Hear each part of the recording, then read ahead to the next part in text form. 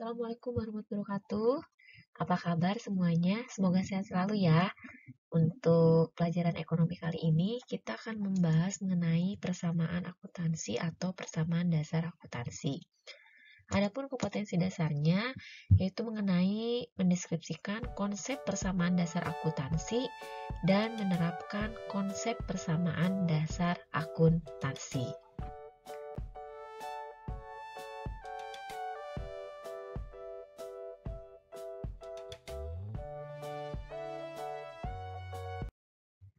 Untuk indikator pencapaian kompetensinya, diharapkan kalian dapat menjelaskan konsep persamaan dasar akuntansi, analisis transaksi, dan pencatatan dalam persamaan dasar akuntansi, serta bagaimana menyusun laporan keuangan.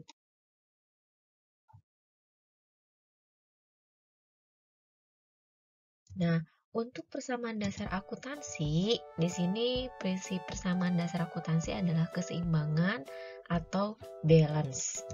Nah, di sini rumusnya itu ada persamaannya yaitu harta sama dengan modal.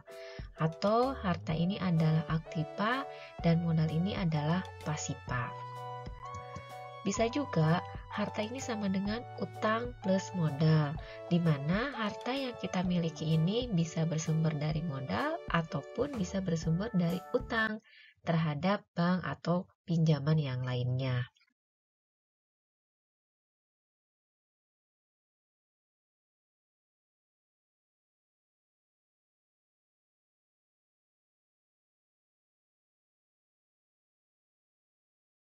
Nah, contoh dari harta itu ada cash, ada piutang dagang, atau account receivable, kemudian ada wesel tagih, persediaan barang, perlengkapan, kemudian sewa diberi muka, asuransi, iklan dibayar.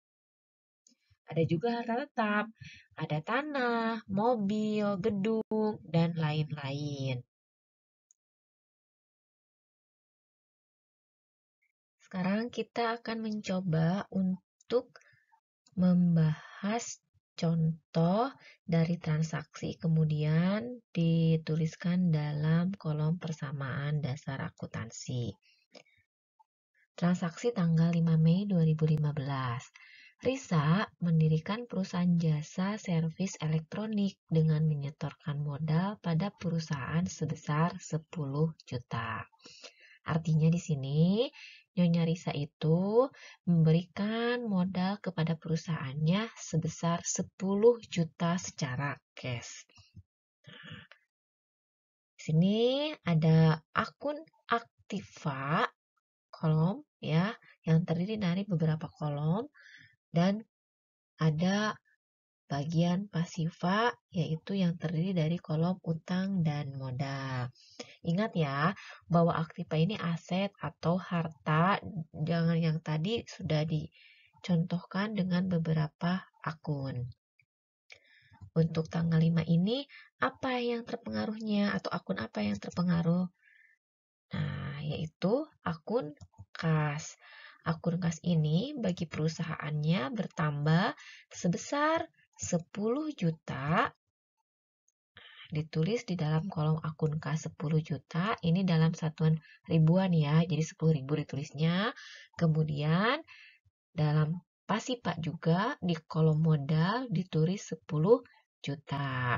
Saya ulangi lagi ya, bahwa Risa ini menyetornya 10 juta rupiah, maka bagi perusahaan kasnya, uang cashnya ini bertambah 10 juta dan di kolom pasiva, uang cashnya ini juga sebagai modal 10 juta.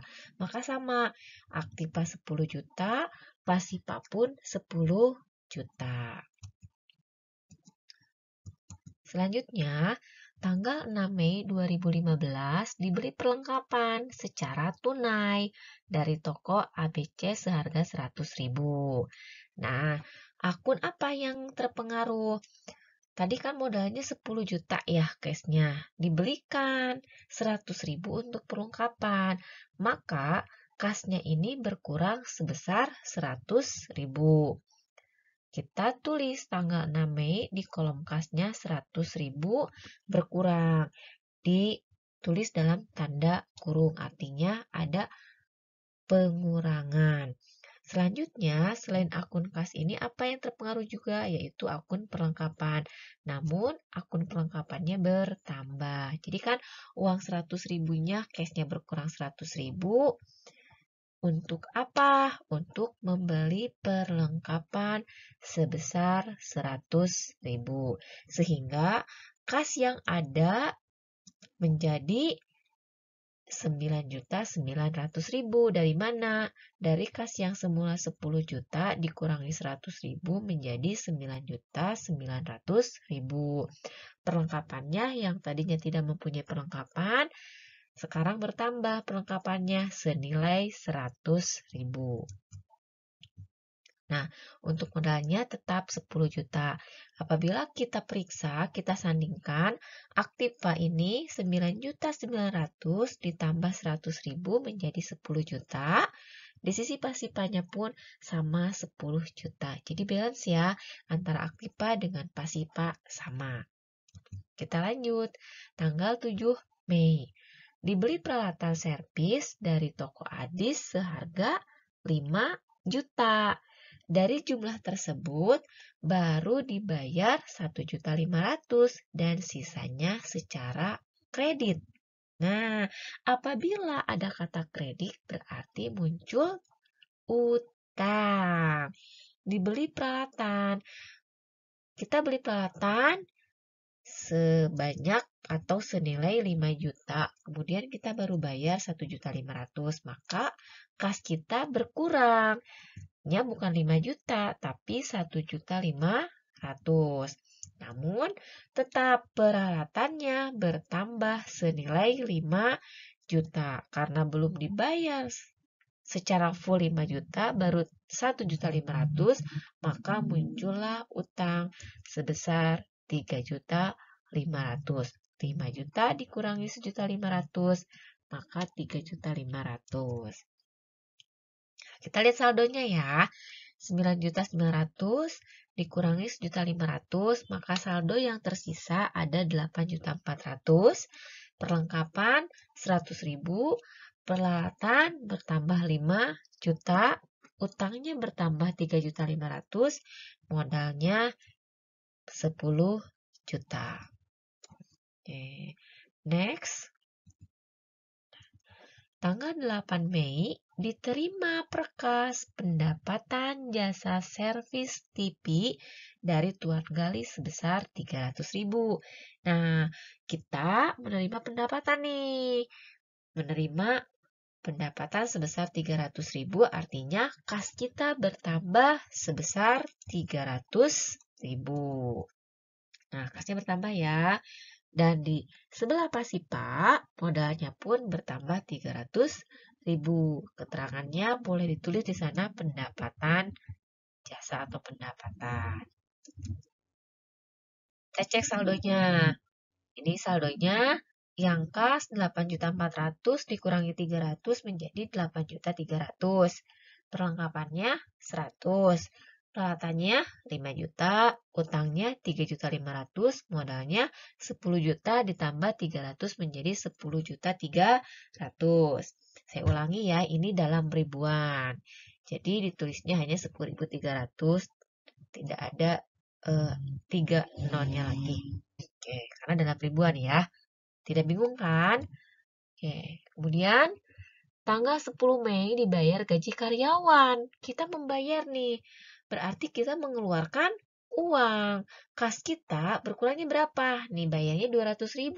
Maka kas kita pada tanggal 10 berkurang sebesar 200.000. Karena berkurang jangan lupa ya dalam kurung. Kemudian apalagi yang terpengaruh? Yaitu bagian modal. Modal juga berkurang 200.000. Di keterangannya tulislah beban gaji.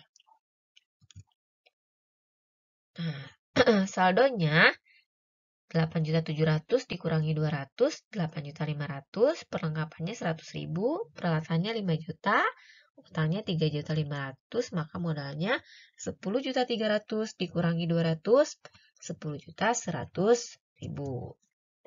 Tanggal 11 dilanjut ya, ada transaksi. Telah diselesaikan namun belum dibayar. Servis HP Monica senilai 100.000. Kalau ada transaksi yang belum dibayar namun sudah kita kerjakan, artinya kan ada harta kita di orang lain. Nah, maka itu masuknya ke dalam akun piutang. Nah, tanggal 11 Mei ini piutangnya bertambah 100.000. Kita akui di sini modalnya bertambah 100.000, keterangannya pendapatan jasa. Kenapa tidak ditaruh di kas? Karena kita belum menerima uang secara tunai ya, maka ditaruhlah di akun piutang. Namun ini tetap diakui sebagai pendapatan. Saldonya yang kas 8.500.000, perlengkapan 100.000, piutangnya 100.000, peralatannya 5 juta, utangnya 3.500.000, modalnya 10.200.000. Oke. Kemudian tanggal 30 Mei, Risa nih mengambil uang perusahaan 75.000 dan peralatan servis disusutkan 50.000. Nah, dia mengambil uangnya.